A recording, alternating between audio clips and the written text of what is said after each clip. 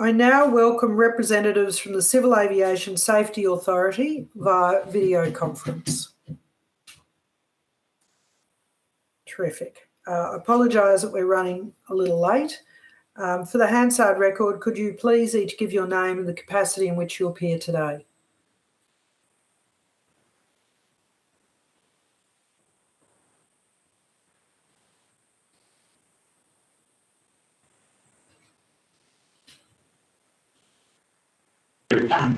Sorry, Senator, we're having technical difficulties.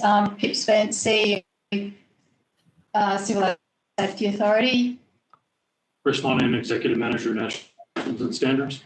Jonathan Alec, Executive Manager, Legal, International and Regulatory Affairs. And Rose Machi, Acting Executive Manager for the Stakeholder.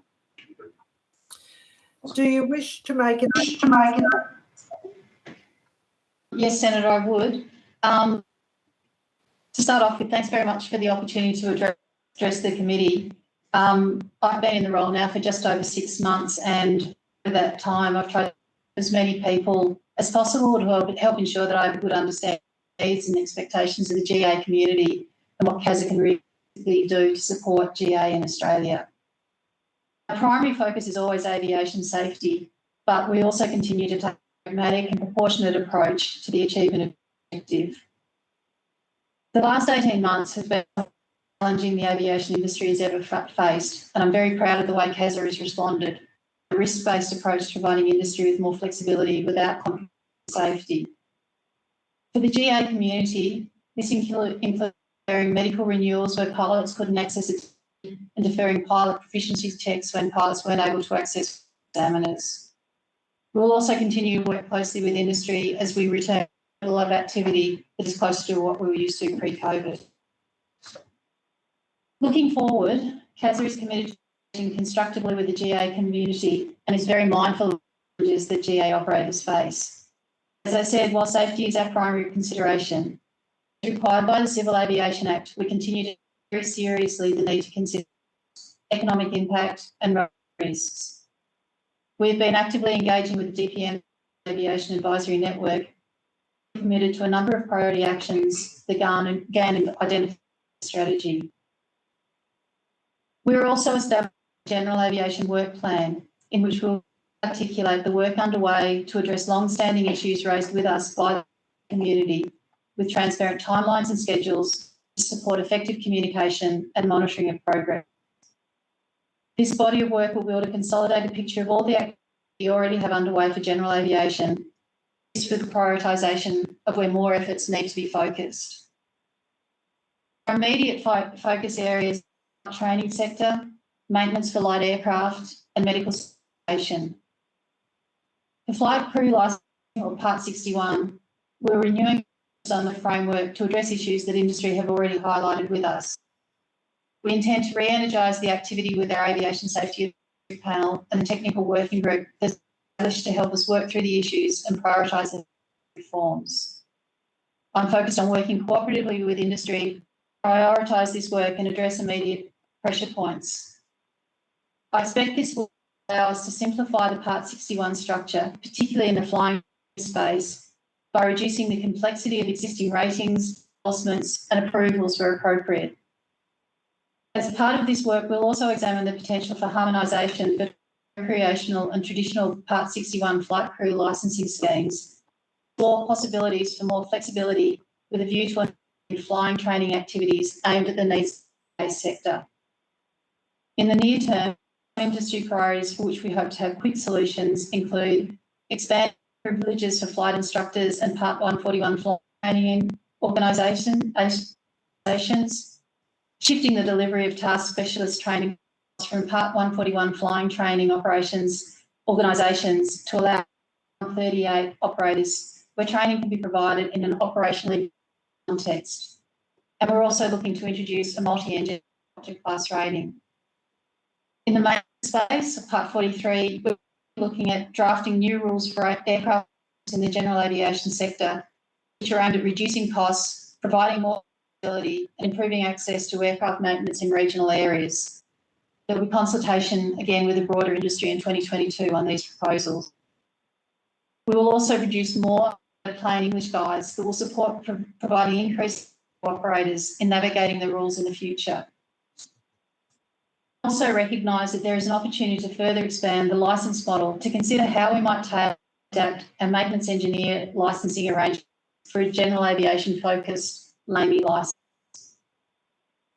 In terms of aviation medicals, CASA has already made some positive changes to the issuing of pilot medicals that help attract new participants and experienced pilots longer.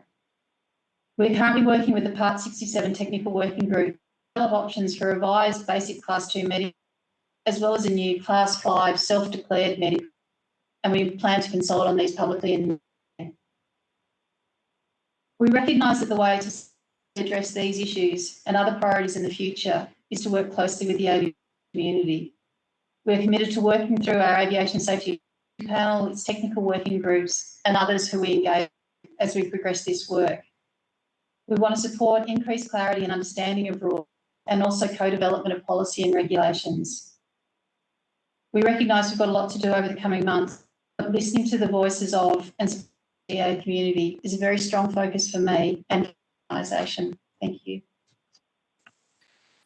So Miss, getting some feedback from speakers, I think. Sorry about that if I'm very loud in your room. So my question is that none of these issues are new. All of these issues that you've raised that you're working on are issues that the industry has been raising, drowning in over a couple of decades, particularly around medicals, around proportionality of regulation for small operators as opposed to the big jets. And you know, frankly, we're now in a crisis for the number of maintenance engineers who are available in parts of regional Australia where their work is critical. And I have remained concerned for some time that there's been a view in CASA that general aviation should be reduced to wealthy doctors and enthusiasts. And that's been seen that big push on RAOs and no understanding that aviation has been a work tool and a workhorse in regional Australia. And I appreciate the costs of fuel and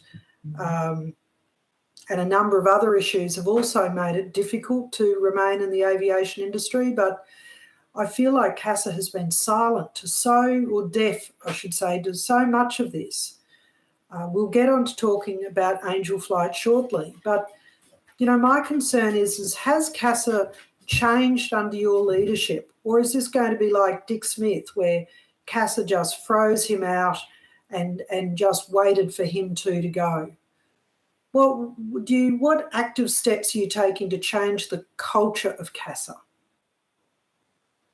Senator, as I said, we're actually, for the first, documenting what we're doing in order to support GA through a generation work plan. We're rolling across the organisation to make sure that all things that industry have been raising with us. I take your point about having taken some time, but I'd also make the point that we're working through what has been an incredibly significant reform of the civil aviation safety regulations, which is just coming on the 2nd of December. We've now in space to actually focus on what it is we need to do to support GA, because I totally agree with you. An effective GA community, then that's got a significant flow-on effect to the rest of the GA, the rest of the aviation ecosystem. So all I can say is I've received no resistance from my team in terms of how we take this forward. In fact, people have been very focused on ideas and to support doing some of the things that have been in the back but have not been able to be progressed or on getting the new flight ops regulations in place. So that's all I can say. I'm committed to it, my chair is committed to it, and my executive team is that there is also a commitment to address these issues that just take, that have been of concern for a long time, but we're committed to actually doing something now. We've got active steps in place to take these forward, and you'll see engagement with with consultation processes in areas that I've just mentioned earlier in the new year. Would I be able to get you to table some of that? Still there? Yep, we're still here. Terrific. Would I be able to get you to table some of those reform acts so that we can use them to inform our... Sorry, I'm getting bad feedback.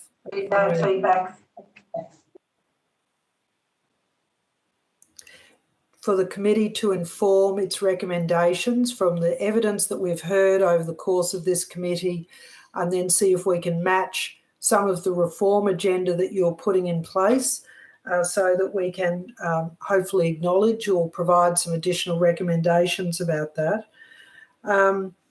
I want to turn to Angel Flight specifically.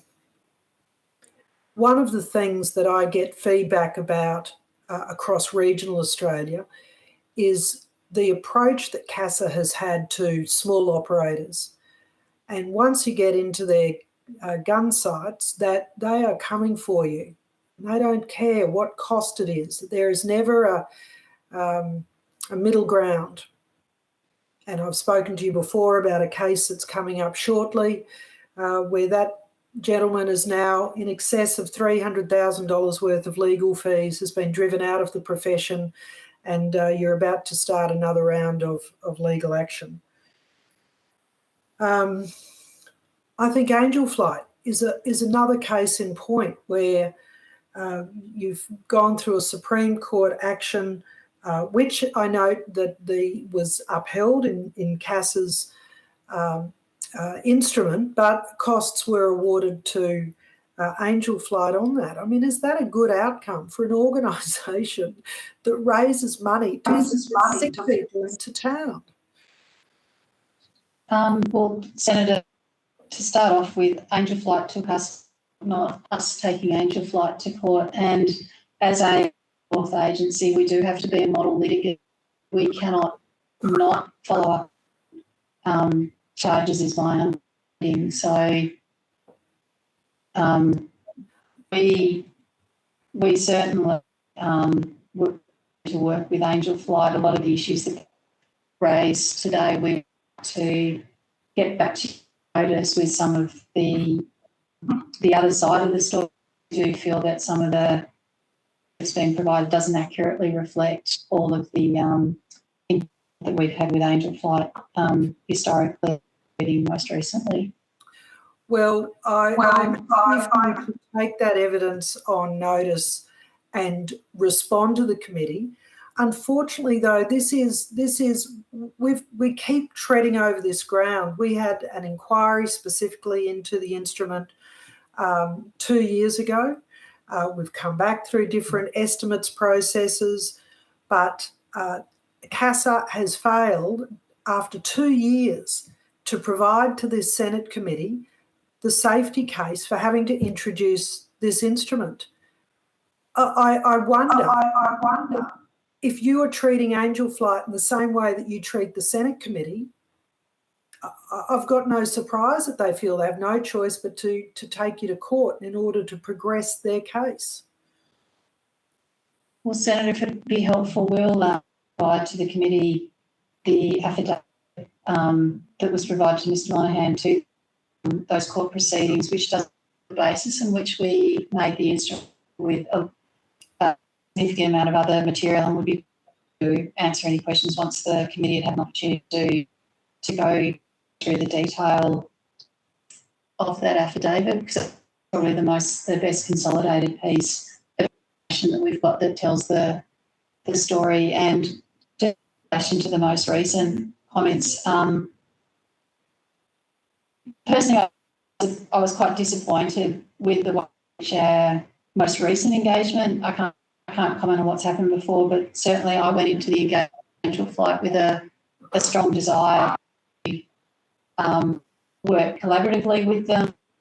We engaged prior to going out with consultation. We want to let them know before we started, gave them the opportunity to review the consultation document, which we thought fairly simple document because really all we're trying to do is address with data that are put on the table the instrument is having a significant negative impact on operations. So we simply ask, what has the impact been, so that we can collect it and make an informed decision about where to the instrument. No decision has been made, and we certainly were trying to support Angel by providing with them the draft, as we did with Little Wings as well, and committed to work with them in parallel on whether there's an alternative path that we could go down. So again, we're in the process of trying to meet in person, which is challenging in the current, sit down with them to take forward the work that had been underway a few years ago. So we're still committed to work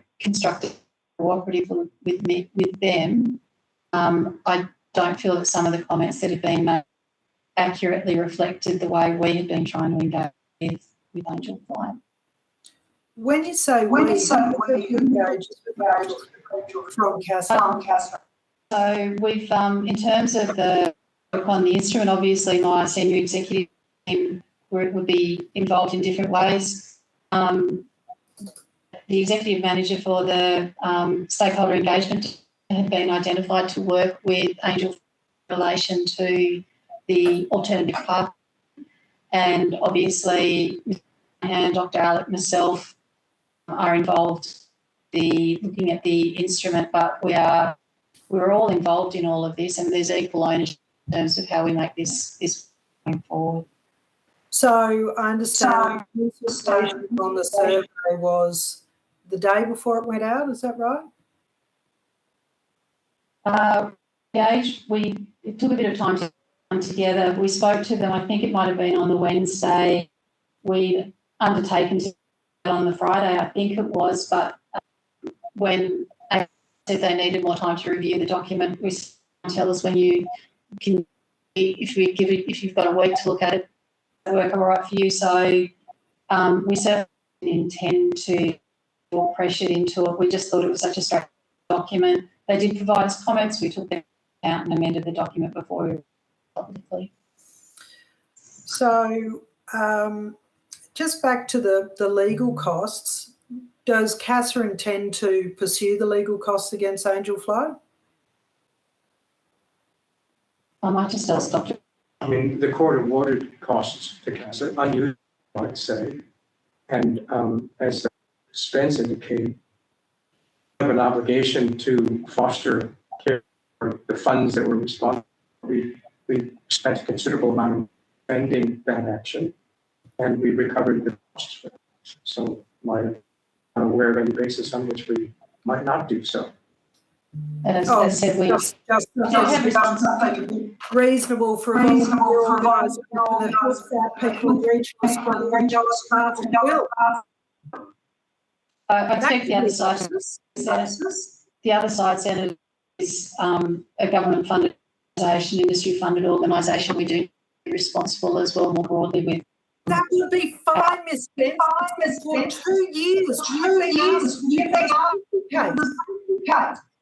And so you worked with them and asked the court to award costs against them. Well, Senator, as I said, we're very happy to provide the affidavit, which does include the basis on which the decision was made to progress with the instrument.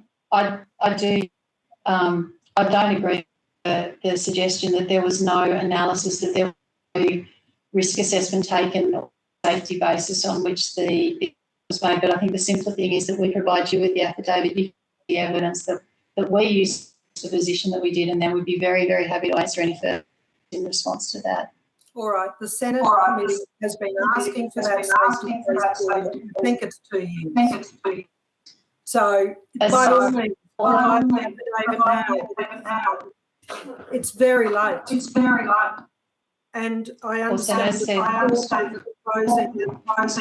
have been asking you to be subpoenaed personally for not providing data with an evidence subpoena. I think we're just trying to get to the bottom of that. That's that Campbelltown case that that was mentioned previously.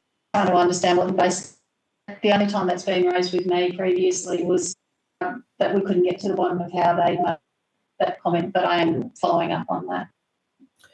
All right, I'm going to ask you one last question on the Angel flight because we don't have all day and this is about general aviation. How much are the costs that you asked the courts to award to Angel flight? I'm sorry, Senator, unless Dr. Alec knows, I have to take this and I'll try and get that back to tomorrow, but I just don't have that. I'm sorry. I suspect that Dr. Alec might.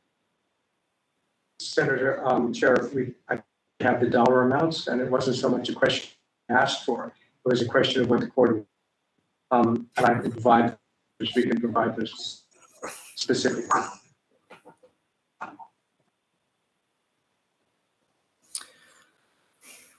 You have that look of frustration, Chair. I do. I am really frustrated that having heard the evidence this afternoon, that Dr. Alec didn't come prepared for questions about Angel flight, about the costs. He is the head of the legal team. He would have been directing the proceedings. I imagine that he had to sign off on what the requests to the courts were and then what the courts decided. I would be fascinated to know what amount you asked the court to award and then what the court did award. And I cannot believe, Dr. Alec, that you do not know the answers to this question. And I appreciate that that Ms. Spence is covering for you, but I am very, very unhappy with the horrible abuse of your position with CASA. It's not right. It's not right. And for regional general aviation, they are terrified of CASA. What you do to people. Obviously, we don't agree with the fundamental assumption there that we are out to get industry. We have made very clear there are a number of activities underway to support general aviation, and we are committed to working with the sector to address the issues that have been raised over the previous year. All right, well, let's turn back. So, I'm sorry, Senator Straw, would you like an opportunity to ask questions? Look, I do, Chair, and there's terrible feedback coming on your mic. So, look, I have to ask this question, Ms. Spence, and Mr. Monahan is next to you. Now, Angel Flight told us about the 7-month-old twins. Miss Pagani has a email there where Mr. Monahan allegedly had said the second twin couldn't go on that flight. Mr. Monahan, do you remember that incident, or that example?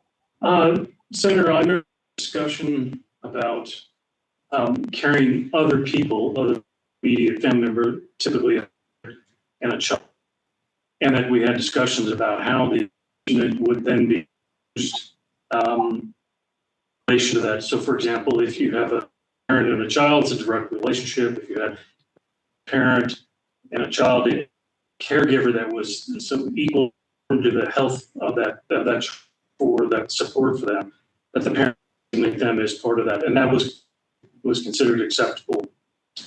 I don't remember a specific about that. It was perhaps an anecdotal possibility that somebody in this case, but in that case, if there's a twin, separate a twin, if they together their whole life, we wouldn't do that. So that if that is a misinterpretation, we would never do that. That's not the intent, and we allow that the caregiver to have the ability to who's needed to support that patient, because the whole point of the flight is patient, and that's what we're all about too. We want to get there, but with the right people as well. And Senator, just the language in this is not sort of saying then one or two. It simply says anyone accompanying support or assistance. So it's a hard line in terms of what's allowable. Okay, so are you listening? Gosh, shit, now I've got feedback. Jesus, I hate this technology. Can you hear me all right? Yes, you were We having can hear you. feedback. I think I think that the Ms. Apologies, I think the Pagani feedback- said she was going to provide the email that she'd received from Mr. Monahan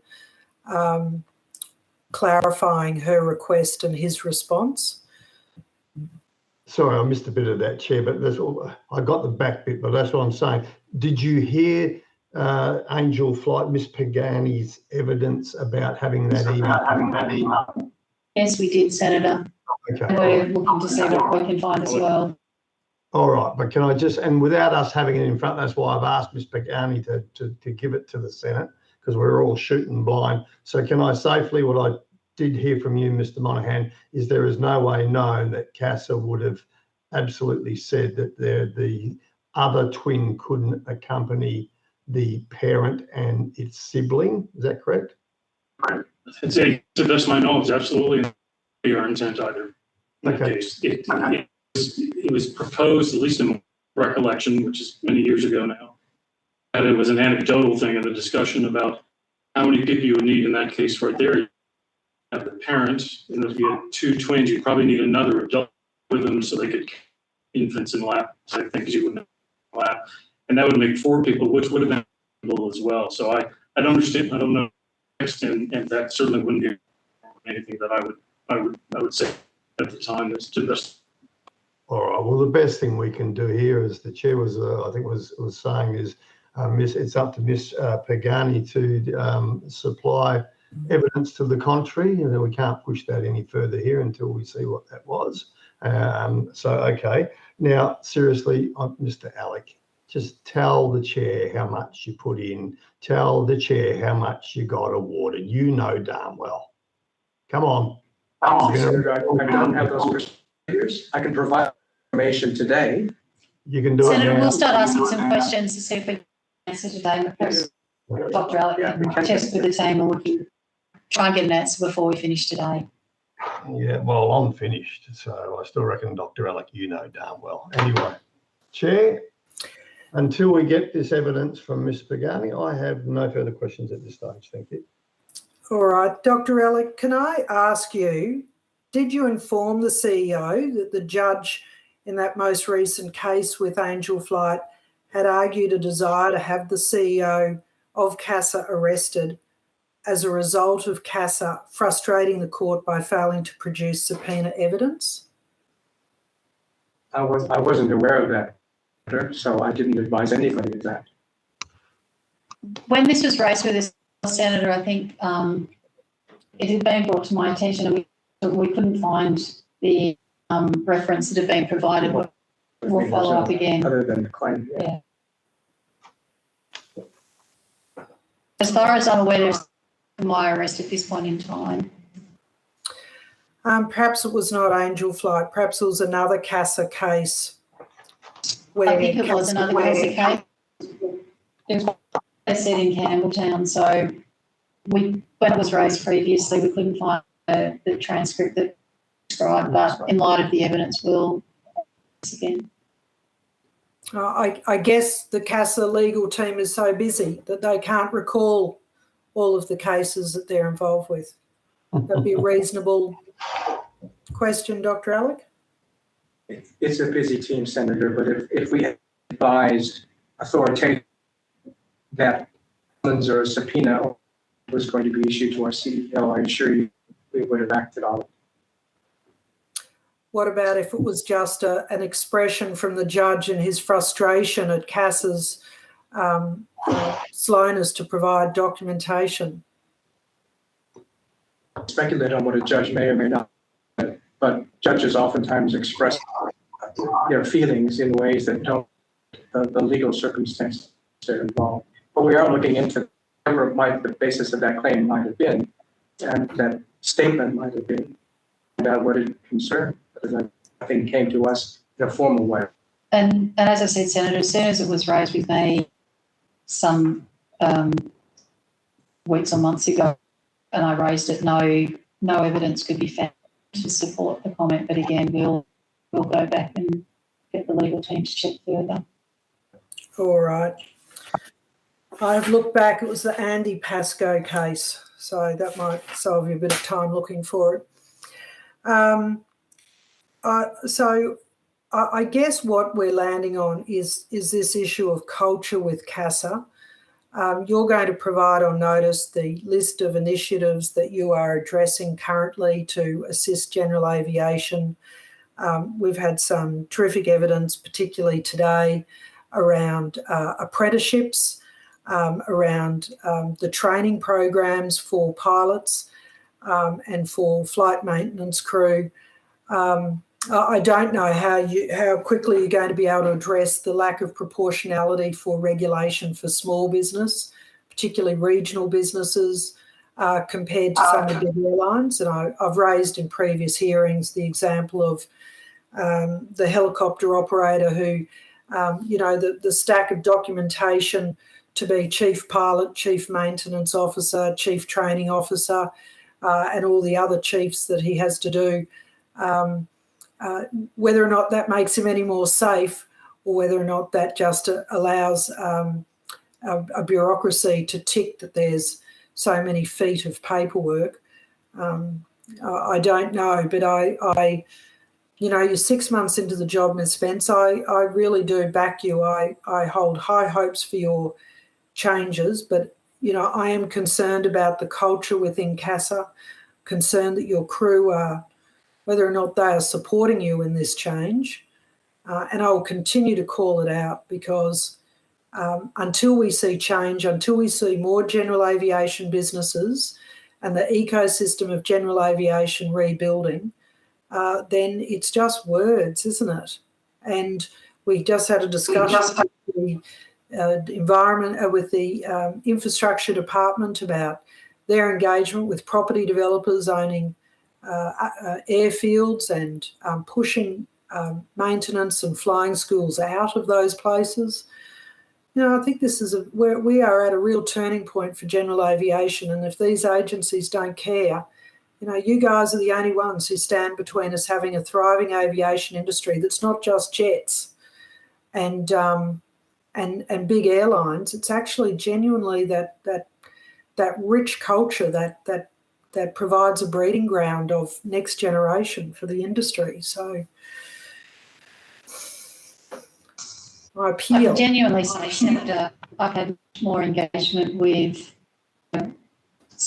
DA and smaller end of since I've been involved than I have with Qantas and Virgin, just because their issues are very immediate, and also through the detail of some of the new regulations, it's been helpful. Some of the we've been dealing with have given us practical examples of where we need to make changes and making sure regs align with how their operations actually, and some of the feedback that has been really positive within the team about people who've just been really keen to engage and hear firsthand, whether it's the operator, people who write their manuals, a lot of the area operators up in North Territory, WA, FNQ, really benefited from the engagement. So I can only judge it on the conversations I'm having, but I see a real reason to engage with the smaller end of town, and particularly with the GA, and make sure that we can make a difference. But you'll have to judge me on how it goes, and hopefully if we have a conversation in a month's time, you'll be able to say that you have seen a difference. Right. Well, unfortunately, we are out of time today.